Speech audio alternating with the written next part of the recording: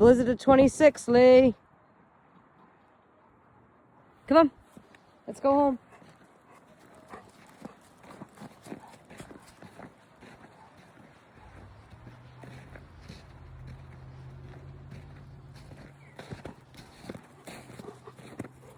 Let him back in. I swear to you, he'll never get out of line again. I promise you that. If he does it again, he's out for good. I don't care what it is, Nick. I'll never let him in the place again.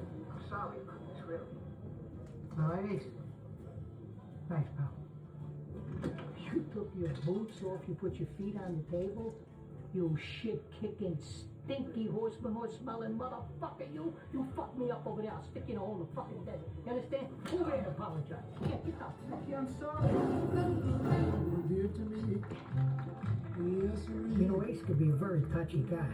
Well, sometimes when you put that pressure point on, you know, it shows. Listen, all you do is give me answers. Just give me the right But answer. sir, I don't know why. I guess maybe because she's frightened that if she doesn't lose the weight, she may even get fired. That's right, she will get fired. In fact, I want you to send her back to Paris. It's always been our policy. Just stop everything. This woman's an institution. Okay, what is it? She's an institution. That's the problem. She's lazy. Get Hey, I gotta give the guy credit.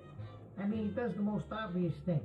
This is the only town in the country where a bookie joint is legit. So why not take advantage, right? So, he took bookie joints off the street and then opened them up inside the casino. Well, within a few years, by doing all of this,